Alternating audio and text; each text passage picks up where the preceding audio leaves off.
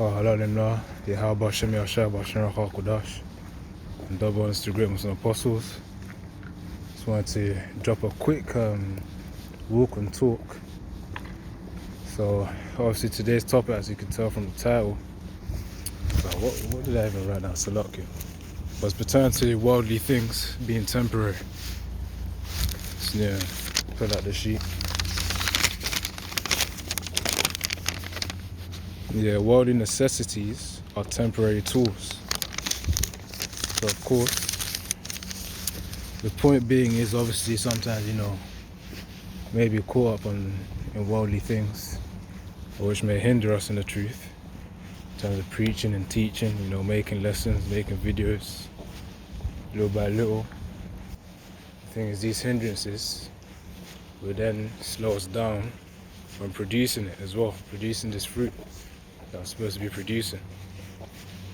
But the point of this lesson really is, obviously as I said, is really mitigating that hindrance that you may be holding. And when I say hindrance, most of the time it's really just your job. So of course, when you got your job going, you gotta make sure that you prioritize your Yahweh Shem Yashar first and foremost, man. If you got any hindrances, you gotta deal with that. You may need to switch some jobs, and obviously I know that a few Hakim have also changed jobs as well, based on those hindrances as well. Even though the pay may be high, you still gotta drop it, man, and change it really. Because obviously we know that these things are temporary anyways. We're not gonna be working for the rest of our lives. So we just gotta keep going and keep persevering really, daily bread, that's the main concern. So obviously, each and brother on their own little experience, you may have an opportunity, then you realize that if you then take that opportunity, that will then hinder you in terms of producing fruit. And obviously that was my case for these past few weeks. So, I might as well make it a lesson as well. But let me get my first precepts. And you brothers are also doing good as well, man. It's a hard life right now. Anyways, let me go on.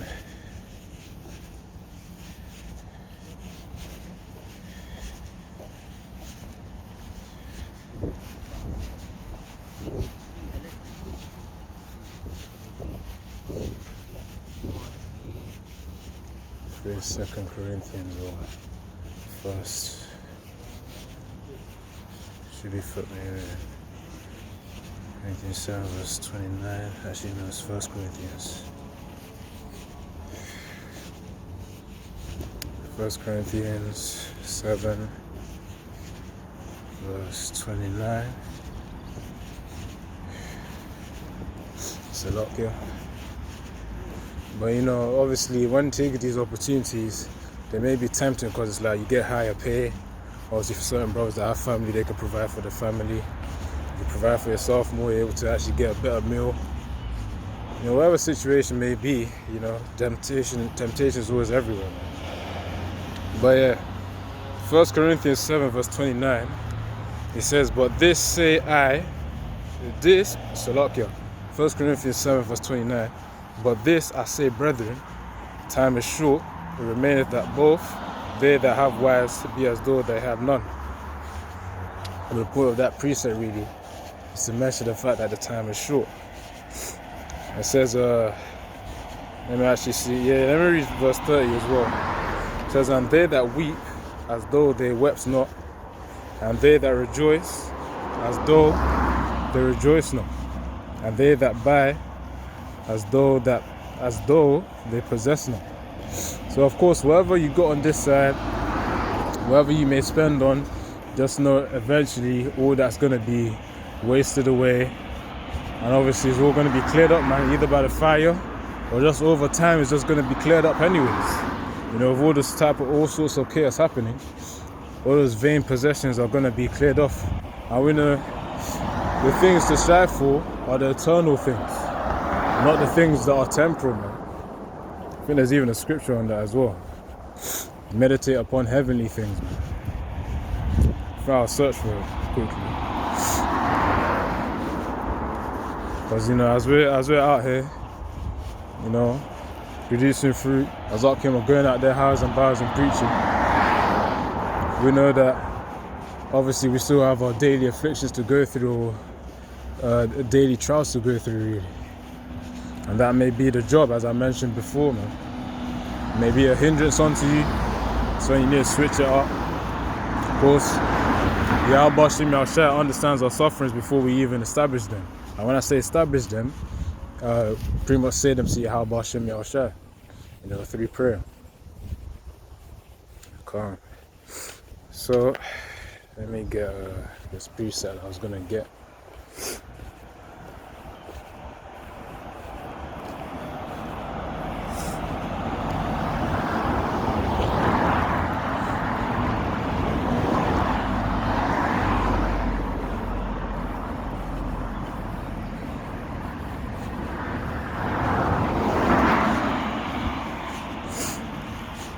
It's a lot if I keep sniffing. Should have blew my nose before I started. So heavenly things. Let's see.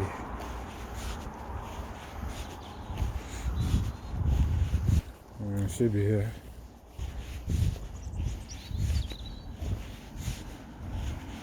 Wait, maybe I didn't say it right.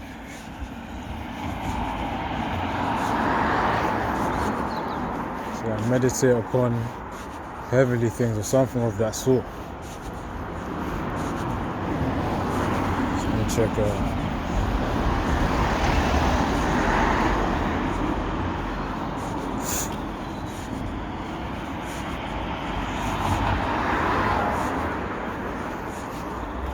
If I don't find it, obviously I've got to look for something else.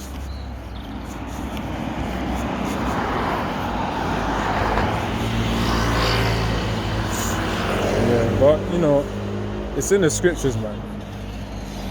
You've got to meditate upon towards the heavenly things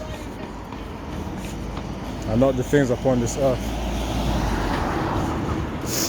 Yeah, man. That's really the point right there. But that's really the point in 1 Corinthians 7 verse 29 to 31. I could read it again. Obviously, the main point being is that the time is short. Obviously, the time being short, the thing is, it means that there's a level of urgency to it, man. And as each second passes by, that urgency increases little by little, and obviously, it's going to be more and more increases as well. That urgency is just going to be like to the point where resting ain't going to be something to do. It's going to be nothing to do. Because when the time comes where people are going to start getting thrown in concentration camps, that's the time where it's going to be serious, man. They don't know how much torturing brothers have to go through before then, maybe getting saved by an angel or getting spiritual power. They don't know how long you have to endure through Jacob's trouble for. What pathway was it? Salaka, there was remember a pathway that I used to say, oh yeah, can't. It's this one, it has to be this one. Yeah, man. So of course, the point being is the time is short, and of course we don't really have time to waste. And whatever may hinder us, which is really as we run, because really it's a race until salvation, and run and not faint, rather. The thing is, Yahweh Shem Yahushua we then endure to the end. And of course these hindrances are like blocks or hurdles in the run, man. When you're running, you really want to run free. I say run free, but run in a straight path where you don't really have hurdles, ideally. Of course, naturally with the flesh there are going to be hurdles, which you just got to deal with.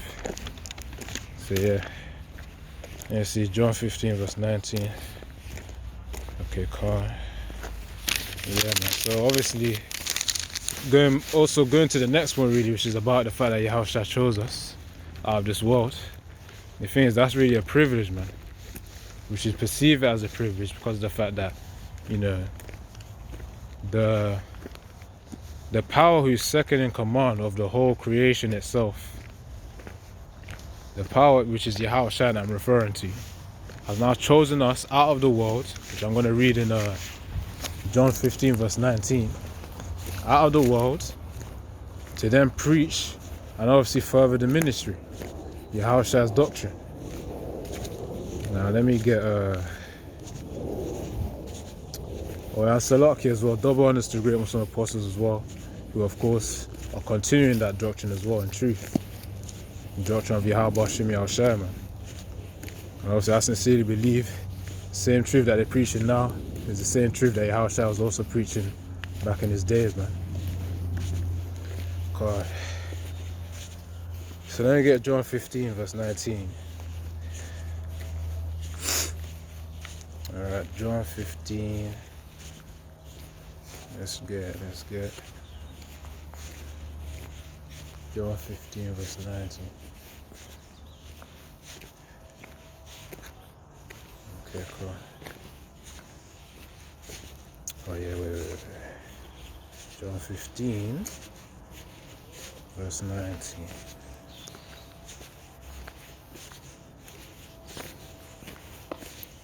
Says here in John 15 verse 19, if you are of the world will love his own. But because ye are not of the world, but I have chosen you out of the world, therefore the world hateth you. So of course we know that hate is going to increase it more and more as we're existing, really. You know, going against Esau's beast system, his technology as well. So of course, in that time of endurance too, we know that hate is going to increase from the world as well, man. And you're just going to tell from the people's spirits that you're surrounded by. You know, they don't really gonna engage with you in that time to come as well, because each one to their own incentive. Whether they want to serve the beast, they want to serve Esau. And really, this is referring to Israelites only, because it's like, you know, the heathens, they don't matter anyways.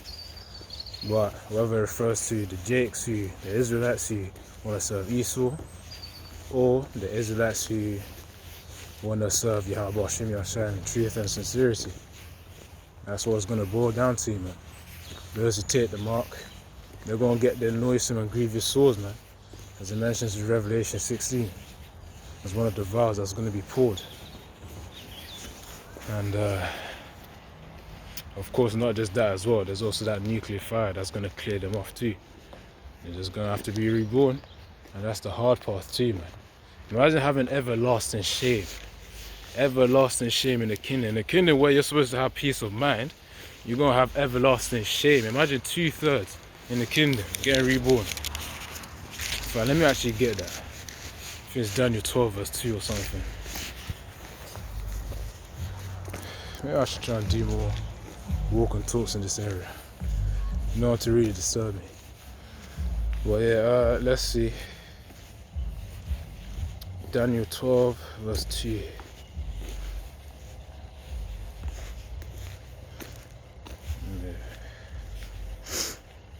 Daniel 12 verse 2.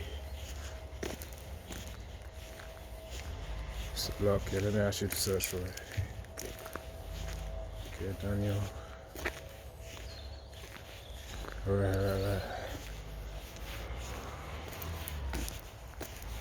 That's some private pathway or something. So that's coming there. You know, let me just keep going.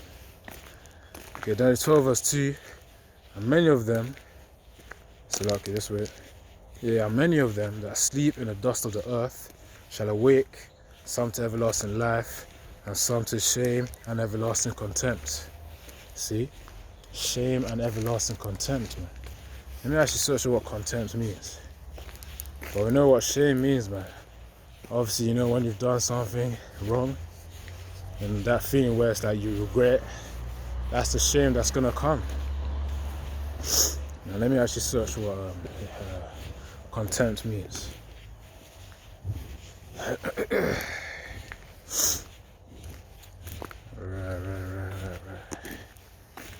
Well, I can even see the root word in of the scripture right there.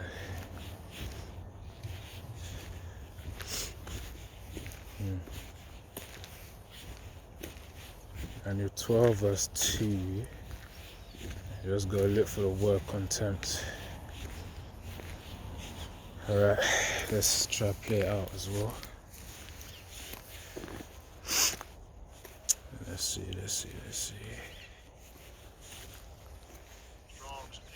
Let me turn that. Deraon.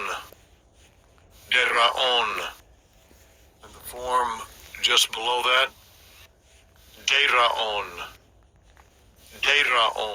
And this is for the word contempt. In Daniel 12 verse 2, Deraun. So clearly this is a Hebrew. So in the Hebrew it's really obviously the modern day Hebrew, as they put in the blue letter version. But you know, obviously the root really should be in the ancient Hebrew, you know, the Lashon Kodash, the holy tongue. That's what it really should be in, man. Okay, calm. Yeah, so Deraun, and let's see the Strong's info, then the outline. It says, from an unused root, an object of aversion, abhorring, contempt. An object, wait, let me read that again. From an unused root, meaning to repulse, an object of aversion, abhorring, contempt. So everlasting contempt, everlasting abhorring. Let's see again what other words pertain to it. It says aversion and abhorrence. Now let me actually go to the dictionary and search for abhorrence. Definition of abhorrence or abhorrent. Okay, so to be abhorrent, let me actually go to Merriam-Webster. To be abhorrent, it says causing or deserving strong dislike or hatred, being so repugnant as to stir up positive antagonism. It says not agreeable, feeling or showing strong dislike or hatred.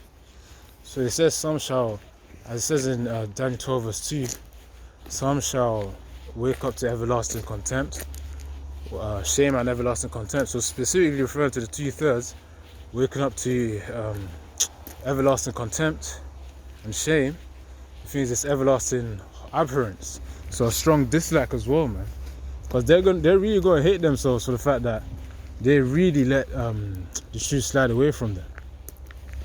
That's really going to be it. They really let the truth slide away from them. That's why within themselves they're going to have those moments of hate, like, why did I do this? Why did they do this? That's what they're going to be feeling, man. Everlasting contempt, you know, as the Hebrew word goes, modern Hebrew. Deraun, which obviously refers to abhorrence and aversion. Abhorrent or abhorrence, as I explained, refers to that. I literally just explained it just now. Where is it? Wait, I'm trying to remember this. Oh yeah, a strong dislike. That's literally what abhorrence means. God. Abhorrent meaning a strong dislike or hatred, and that's for themselves, man. That's for themselves, because it's all on them. Obviously, it's all by the will of Yahweh Hashem Yahshai that we grasp this opportunity to really be able to preach the word and produce fruit, man. Yahweh has given us an opportunity. I'm talking about the Arkin specifically as well, to preach out there, to produce fruit, to be a servant unto Yahweh Hashem Yahshai. And obviously for the few sisters out there, they've still got an opportunity too, to be able to really grasp this truth and obviously do what they got to do to attain salvation, man. And obviously all those answers are within the scriptures. That's the point, man. But anyways, that's another topic, so I'm not going to focus on this one. Pertaining to the fact that we've got worldly goods to deal with. I mean, worldly necessities should be temporary tools, man. You know, as the scriptures say, be users of the world, not abusers. Let me actually get to that quickly.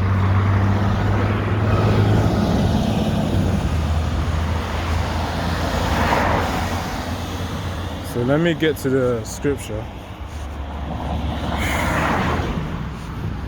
Be users of the world, not abusers. Or be not as they who abuse the world.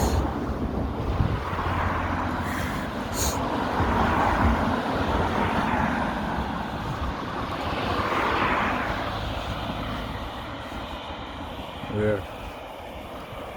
Alright, so didn't even come up. No.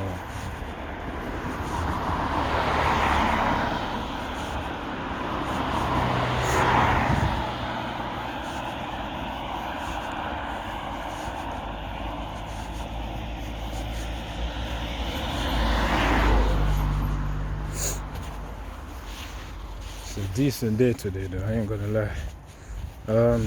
Abuse and pray. Abuse the world. Abuse.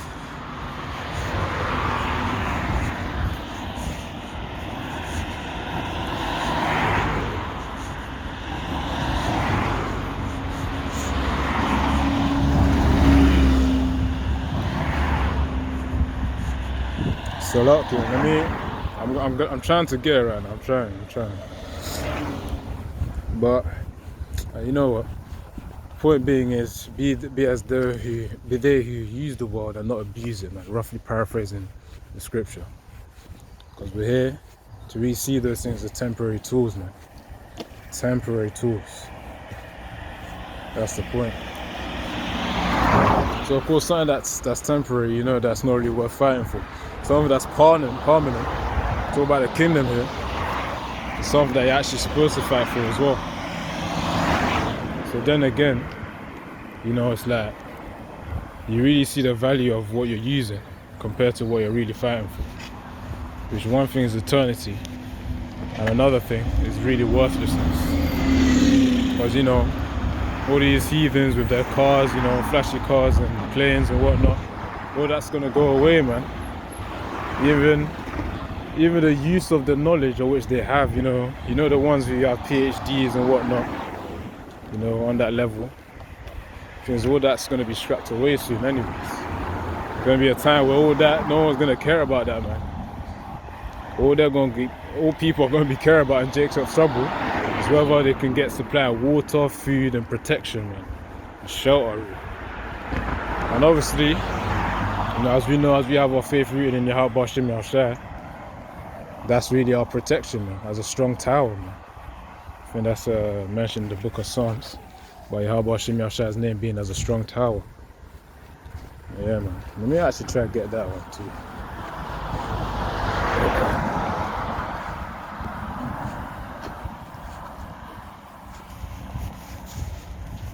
It also says in Psalms 15, I think it's Psalms 115, that he's our shield, man. He's our shield.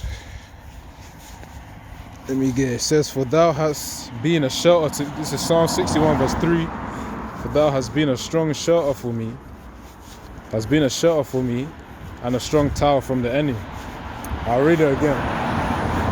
It says, for thou hast been a shelter for me and a strong tower from the enemy.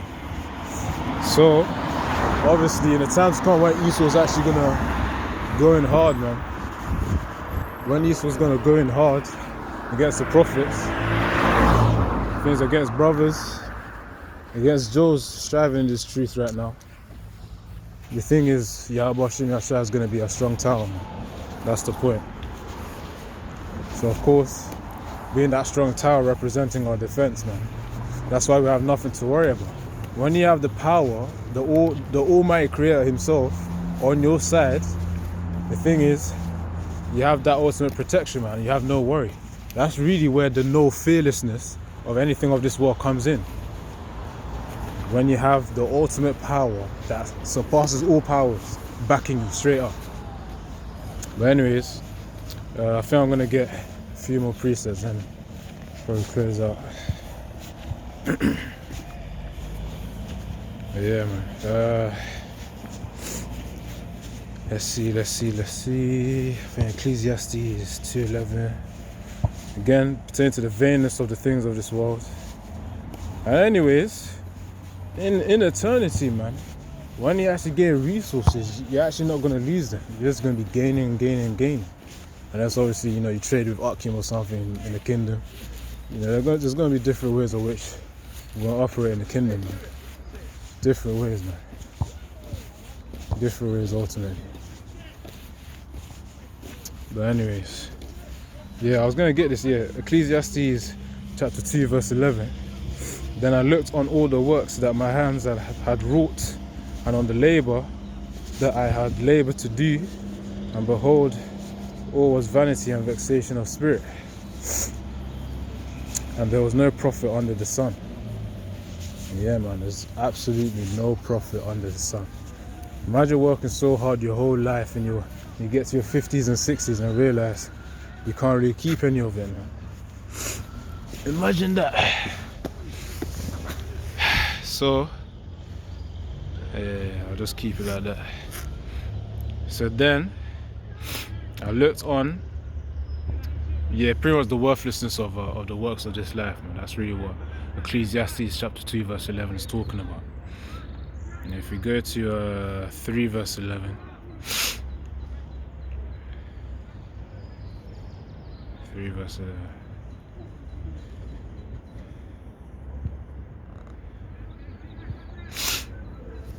Because everything of which we're doing is really a risk, and we know in the times to come, eventually those arrests are going to come. And Jesus is going to have his database of information based on us, through the videos, through preaching, taking pictures from warehouses. The reason why I'm laughing, because obviously you see those things in the movies, but of course imagine these things are going to start happening in real life, man. Some brothers may even have dreams on it. I know at one time I even had a dream based on the fact that I think me and the brothers were preaching one time in an area, probably in central London somewhere, and then it's like we just saw our faces on the billboards or something like that. We just saw our faces on the thing, on the billboard, man, in central London. It's a weird dream, but obviously those things can happen, man. Just imagine that day where it's like Esau just puts it everywhere, billboards, in all screens, man. It just gets televised basically for that hate to increase, man. Yahushua chose us out of the world, so obviously that hate is going to be put upon us. Come on. Now let me get final precepts. Ecclesiastes 3 verse 1. To every time, to everything there is a season, and a time to every purpose under the heaven. And that's just the key part right there, okay? That's just the key part right there. There's a time for everything, man. And of course, we know this is the season where we've got to prepare for the affliction to come. And we also got to make sure that we don't have any hindrances for us in this truth that will then hinder our protection from Yahweh Shem Yahshai. Because we know Yahweh Shem Yahshai is all we have, man. It's all we have. And that's where we put our faith upon. In Yahweh Shem Yahshai. But Akim. Anyways, that's the lesson right there, man. The point is, worldly necessities are temporary, man. They're temporary. They're temporary, man. But yeah. So, we just gotta be careful how we walk in this truth, man. Make sure that we don't get hindered. Obviously, the advice being to myself in terms of producing more fruit. But yeah, man. Shalom and also Yahweh Shem Yahshai Brakatha. Keep enduring. And yeah, Yaratazah, we will see each other in the kingdom. Shalom and Shalom.